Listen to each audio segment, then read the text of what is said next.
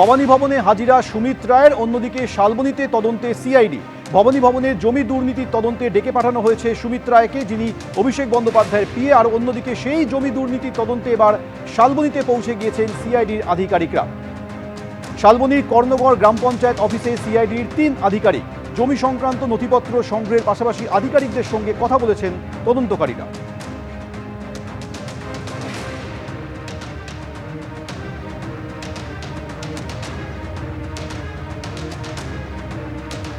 এই জমিগুলা সরকারি জমি, টিএমসি জামানায় যত সব ডুপ্লিকেট দলিল বানিয়ে, জাল দলিল বানিয়ে এলাকায় প্লট ভাগ করে কোটাদেরকে বিচে দেয়। এই বিষয়ে সুজয় হায়রা কেন, সুজয় হায়রার মতো বড় বড় নেতা আছে যাদের এখানে জমি আছে। অর্থাৎ শনি, রবি, সোমের পর আজ মঙ্গলবার, এই নিয়ে পরপর 4 দিন। আজ ফের একবার ভবানী ভবনে অভিষেক বন্দ্যোপাধ্যায়ের আত্মসহায়ক সুমিত রায়। শালবনীতে জমি প্রতারণা মামলায় সিআইডি তলবে হাজিরা দিয়েছেন সুমিত রায়। সকাল 10টার কিছু আগেই তিনি পৌঁছে যান। 5 ঘন্টা অতিক্রান্ত সুমিত রায়কে জিজ্ঞাসাবাদ করছেন সিআইডির আধিকারিকরা। 10টার কিছু আগেই ভবানী ভবনে পৌঁছে যান অভিষেক বন্দ্যোপাধ্যায়ের আত্মসহায়ক সুমিত রায়। এর আগে শনিবার, রবিবার, সোমবার আর আজ মঙ্গলবার পরপর 4 দিন জমি দুর্নীতি এবং চাকরি প্রতারণা মামলায় হাজিরা সুমিত রায়। জমি চাকরির নামে প্রতারণা, 3 দিনে প্রায় 28 ঘন্টা জিজ্ঞাসাবাদ। আর আজ সকাল 10টার কিছু পর থেকে শুরু হয়েছে জিজ্ঞাসাবাদ, এখনো চলছে। তোলাবাজির টাকায় 5 বছরে 100 কোটির 30টি সম্পত্তি। দেবরাজ চক্রবর্তীকে নিয়ে চিঠি দিয়ে ইডিকে জানালো বাগুইআটি থানার পুলিশ। বাগুইআটি, নিউ টাউন, দমদম, কালিম্পংয়ে 100 কোটি সম্পত্তি। দেবরাজ চক্রবর্তী তোলাবাজির টাকায় 5 বছরে 100 কোটির 30টি সম্পত্তি করেছিল। দেবরাজ চক্রবর্তীকে নিয়ে এই চাঞ্চল্যকর তথ্য দিয়ে এনফোর্সমেন্ট ডিরেক্টরকে চিঠি দিয়ে জানিয়েছে বাগুইআটি থানার পুলিশ। এই বিষয় নিয়ে আরো বিস্তারিত জানতে সরাসরি কথা বলে নেব। আমাদের সঙ্গে রয়েছেন প্রতিনিধি ময়ূক ঠাকুর চক্রবর্তী।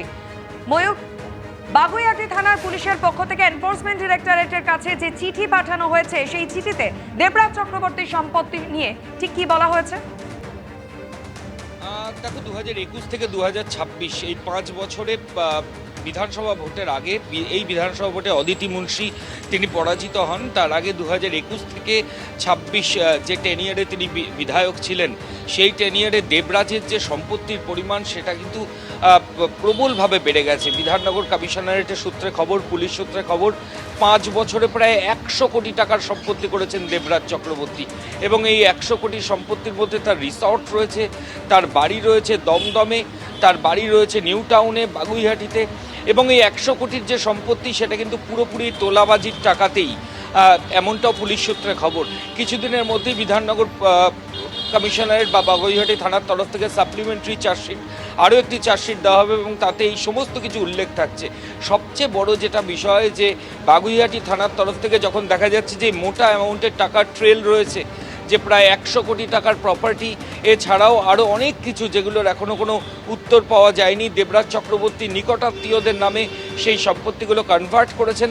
অনেক প্রপার্টি তিনি কম দামে বিক্রি করেছেন। তার মোডাস অপারেন্ডি ছিল যে বিধানসভা ভোটে তার স্ত্রী যদি ওখান থেকে বিধায়ক হন, সেক্ষেত্রে তিনি আবার ওই সম্পত্তিগুলো যাদেরকে বিক্রি করেছেন তাদের থেকে নিয়ে নেবেন।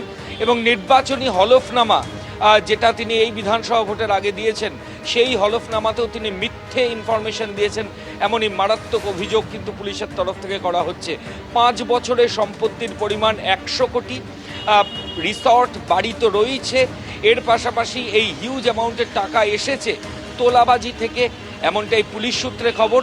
ইতিমধ্যেই বাগুইহাটি থানার তরফ থেকে যেহেতু মানি ট্রেলের ব্যাপার রয়েছে, তাই এনফোর্সমেন্ট ডিরেক্টরেটকে বিষয়টা জানানো হয়েছে, যাতে প্রিভেনশন অফ মানি লন্ডারিং বা PMLA-তে ইডি আধিকারিকরা কেস করে এর তদন্ত করেন যে এই টাকার উৎস কোথা থেকে এলো, কোথা থেকে দেবরাজ চক্রবর্তী 100 কোটি টাকার সম্পত্তি বানালেন, 2021-এর আগে তার প্রপার্টি কত ছিল, 2021 থেকে 26 এই 10 ইয়ারে তিনি কি করে এই প্রপার্টি বানালেন 100 কোটির। এই তদন্ত ইডি যাতে করে, তারা যাতে PML-এর ইনভেস্টিগেশন করে, সেই মোতাবেক বাগুইআটি থানার তরফ থেকে ইতিমধ্যেই ইডির কাছে চিঠি পাঠানো হয়েছে, এমনটাও পুলিশ সূত্রে খবর। সবচেয়ে বড় কথা, তার 2021 সালের পর থেকে যা রাইজিং হয়েছে প্রপার্টি, যেভাবে বেড়েছে, সেটাতে চক্ষু চড়ক গাছ তদন্তকারী আধিকারিকদের। তারা ইনভেস্টিগেশন করছেন। তারা বলছেন যে টিপ অফ আইসবার্গ হিমশৈলের চূড়া মাত্র, এর ছাড়াও আরও অনেক সম্পত্তি আছে যেগুলো এখনও তদন্তকারী আধিকারিকদের স্ক্যানারে আসেনি। ধন্যবাদ ময়। অভয়ার ধর্ষণ খুনের দিন হাসপাতালে থাকা কর্মীদের সিবিআই তলব করেছে। ঠিক কি হয়েছিল 2024-এর 9 আগস্টে সেই রাতে তা জানতে আরজিকর মেডিকেলের দায়িত্বপ্রাপ্ত কর্মীদের তলব করেছেন সিবিআই আধিকারিকরা। অভয়ার ধর্ষণ খুনের দিন হাসপাতালে যে সমস্ত কর্মীরা সেই দিন রাতে ছিলেন তাদেরকে সিবিআই তলব করেছে। তাদেরকে ডেকে সিবিআই জানতে চায় যে 2024-এর 9 আগস্টের রাতে ঠিক কি হয়েছিল। সরাসরি কথা বলবো, বিস্তারিত বলবেন আমাদের প্রতিনিধি আবির দত্ত রয়েছেন। আবির, দেখো, যেটা সিবিআই সূত্রে জানা যাচ্ছে যে এসআইটি গঠন করা হয়েছে, সেই এসআইটিতে জয়েন্ট ডিরেক্টর রয়েছেন যে নেতৃত্বে, সেই এসআইটিতে তদন্তকারী আধিকারিক তিনিও রয়েছেন এবং সন্দীপনী গার্গের যে তত্ত্বাবধানে বেশ কয়েকজনকে কিন্তু ডাকা হয়েছে, যারা চিকিৎসক থেকে আরম্ভ করে নার্স এবং অন্যান্য স্টাফ যারা ঘটনার দিন উপস্থিত ছিলেন। অর্থাৎ অভয়ার সঙ্গে যেদিনকে এই ঘটনা ঘটে সেদিনকে যারা যারা ডিউটিতে ছিল বা কর্তব্যরত অবস্থায় ছিল তাদের মধ্যে বেশ কয়েকজনকে ইতিমধ্যে ডাকা হয়েছে এবং তাদেরকে চলতি সপ্তাহতেই তাদের এক একজনকে এক এক সময় তারিখ অনুযায়ী তাদেরকে আসতে বলা হয়েছে, সেই অনুযায়ী তারা আসবেন। মূলত তুমি জানো যে কলকাতা হাইকোর্টে তাদের তরফ থেকে যে রিপোর্ট দেওয়া হয়েছিল, তার আগে শিয়ালদা আদালতে তাদের তরফ থেকে স্ট্যাটাস রিপোর্ট দেওয়া হয়েছিল এবং সেখানে তারা জানিয়েছিলেন যে 20টি ভলিউমে প্রায় 1000-এর উপরে পাতা রয়েছে যেগুলো তদন্ত করা হয়েছে, সেগুলো তারা খতিয়ে রেখেছেন। এরপর তারা আরজি করে যে পিও সেই জায়গাতে তারা যান, অর্থাৎ ঘটনাস্থল হিসেবে যেটাকে প্রথমে চিহ্নিত করা হয়েছিল সেই জায়গা তারা পরিদর্শন করেন। অন্যান্য জায়গাও তারা পরিদর্শন করেন, হাসপাতালের উচ্চতর যারা আধিকারিকরা রয়েছেন তাদের সাথে তারা কথাও বলেন। এর পরবর্তীকালে এই তদন্ত এগিয়ে নিয়ে যাওয়ার জন্য ওই দিন যারা উপস্থিত ছিলেন চিকিৎসকরা, তাদের মধ্যে বেশ কয়েকজনকে, উপস্থিত নার্স বেশ কয়েকজনকে এবং স্টাফ তাদেরকে ডাকা হয়েছে, এমনটাই সিবিআই সূত্রে জানা যাচ্ছে। অন্যদিকে তোমায় জানিয়ে রাখি, আরজিকর দুর্নীতি মামলায়, সেই মামলাতে কিন্তু কিভাবে বিলিং প্রক্রিয়া হতো, অর্থাৎ ইনস্ট্রুমেন্ট কেনা বা ইনস্ট্রুমেন্টের কেনার ক্ষেত্রে যে বিলিং যেভাবে হতো সেই বিষয় নিয়ে একজন অ্যাকাউন্টস এবং পারচেস কমিটির সদস্য তিনি আজকে সাক্ষী দিলেন আদালতে। এবং তিনি সাক্ষী দেওয়া ছাড়াও সন্দীপ ঘোষ, যে বর্তমানে জেল হেফাজতে আছে, গ্রেপ্তারির সময় তার কাছ থেকে যে সিজার হয়েছিল, তার কাছ থেকে যেগুলো বাজেয়াপ্ত করা হয়েছিল, এরকম 3টে জিনিস চেয়ে আবেদন করা হয়েছে আদালতে। যদিও এই আবেদনের পরিপ্রেক্ষিতে সিবিআই তরফ থেকে বলা হয়েছে যে এর পরবর্তীকালে এই আবেদনের পরিপ্রেক্ষিতে দিনকে শুনানি হবে, তারা সেদিনকেও অপোজ করবেন। অর্থাৎ কি চাইছেন সন্দীপ ঘোষ সেইটা কোনো অবস্থায় যেন তার কাছে না দেওয়া হয়, সেই জন্য অপোজ করা হবে সিবিআই তরফ থেকে, এমনটাও বলা হলো। অন্যদিকে দুর্নীতি মামলাতে যে কিভাবে বিলিং প্রক্রিয়া হতো বিভিন্ন ইনস্ট্রুমেন্ট কেনার ক্ষেত্রে, সেই বিষয়টা নিয়ে কিন্তু বিস্তারিত সাক্ষী দিয়েছেন একজন অ্যাকাউন্টস পারচেস কমিটির একজন সদস্য।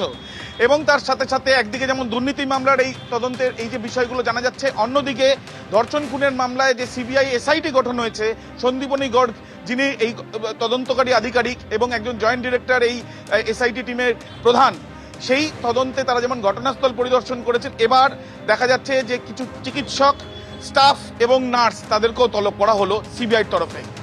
আবির, সঙ্গে থাকো। আরজিকর কাণ্ডের দ্বিতীয় বর্ষপূর্তিতে গত পরশুই স্মরণ সভায় গিয়ে মুখ্যমন্ত্রী শুভেন্দু অধিকারী নির্দেশ দিয়েছিলেন কেন অভয়ার মৃতদেহ তড়িঘড়ি দাহ করা হয় তা নিয়ে নতুন করে তদন্ত শুরু করতে হবে। আর মুখ্যমন্ত্রী সেই নির্দেশের পর এবার নতুন এফআইআর দায়ের হলো। অভয়ার বাবার অভিযোগের প্রেক্ষিতে নির্মল ঘোষ সহ 3 জনের বিরুদ্ধে নতুন এফআইআর দায়ের। পানিহাটির প্রাক্তন তৃণমূল বিধায়ক নির্মল ঘোষের বিরুদ্ধে যেমন এফআইআর দায়ের হয়েছে, পাশাপাশি পানিহাটির প্রাক্তন পুরপ্রধান সোমনাথ দে এবং প্রাক্তন কাউন্সিলর সঞ্জীব মুখোপাধ্যায়ের বিরুদ্ধেও মামলা দায়ের হয়েছে। তথ্য প্রমাণ লোপাট, অপরাধমূলক ষড়যন্ত্র সহ একাধিক ধারায় এই 3 জনের বিরুদ্ধে মামলা দায়ের করে নতুন এফআইআর।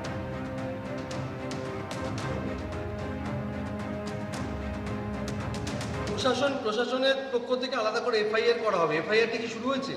হ্যাঁ, এটা শুরু হয়েছে। সেই অভিযোগ কি আপনারা আগে জানিয়েছিলেন পুলিশকে? না, আগে জানায়নি, জানানো হয়েছে। পুলিশ স্বতঃপ্রণোদিতভাবে মামলা করে ব্যাপারটা চেষ্টা করছে ব্যাপারটাকে। আজকে আপনারা থানায় গেলেন, নতুন আইসির সাথে কি কথা বলো? এলাকার বিভিন্ন ঘটনা নিয়ে কথা হয়েছে, বিভিন্ন এলাকায় শান্তি শৃঙ্খলা। নির্মল ঘোষ, সোমনাথ দে আর হ্যাঁ, সে তো মুখ্যমন্ত্রী নিজে প্রকাশ্যে বলে গেছেন, বলেছেন এই ব্যাপারটা দেখতে। যে ব্যাপারটা আমার মেয়েকে তাড়াতাড়ি পুড়িয়ে দিয়েছিল, সেই ব্যাপারটা নির্মল ঘোষ, সঞ্জীব মুখার্জি আর সোমনাথ দে কেন এর কী উদ্দেশ্য ছিল সেটা ভালো করে তদন্ত করতে বলা হয়েছে। নতুন করে 3 জনের বিরুদ্ধে এফআইআর করে তদন্ত শুরু হয়েছে। এই 3 জনের মধ্যে একজন প্রাক্তন কাউন্সিলর সঞ্জীব মুখোপাধ্যায়। তার কি প্রতিক্রিয়া শুনতে।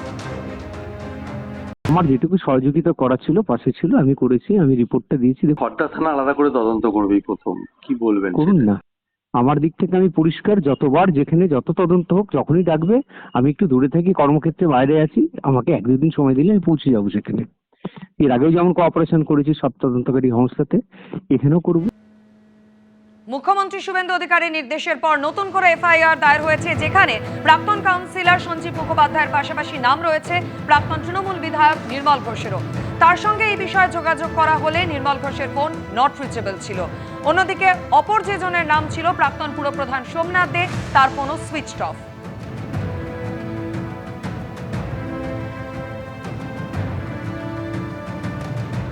অভয়া কেন তড়িঘড়ি শেষকৃত্য করা হয়েছিল তা নিয়ে নতুন করে তদন্তে নেমেছে পুলিশ।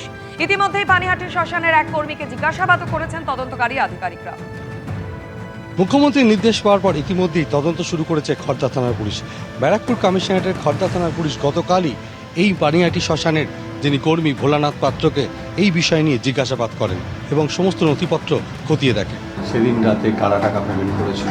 টাকা তো পেমেন্ট হয় না, তো ফ্রিতে পড়ানো হয়েছিল সোমনাথ দে। ওটা ফ্রি, পাড়ার মেয়ে যেহেতু একটা প্যাথেটিক দুর্ঘটনা ঘটেছিল, ফ্রি, এই জন্য কাউন্সিলর ফ্রি করতে পারে। তারপরে তাড়াতাড়ি করে লাইন এগিয়ে দেওয়ার একটা ব্যাপার ছিল কি?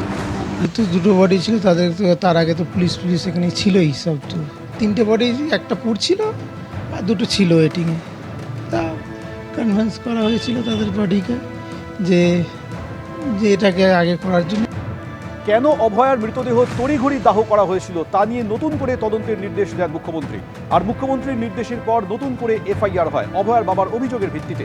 সেই অভিযোগের প্রেক্ষিতে নির্মল ঘোষ সহ 3 জনের বিরুদ্ধে এফআইআর করা হয়। পানিহাটির প্রাক্তন তৃণমূল বিধায়ক নির্মল ঘোষের বিরুদ্ধে এফআইআর হয়েছে। পাশাপাশি পানিহাটির প্রাক্তন পুরপ্রধান সোমনাথ দে এবং প্রাক্তন কাউন্সিলর সঞ্জীব মুখোপাধ্যায়ের বিরুদ্ধেও অভিযোগ দায়ের হয়েছে। তথ্য প্রমাণ লোপাট, অপরাধমূলক ষড়যন্ত্র সহ একাধিক ধারায় এই 3 জনের বিরুদ্ধে মামলা হয়েছে।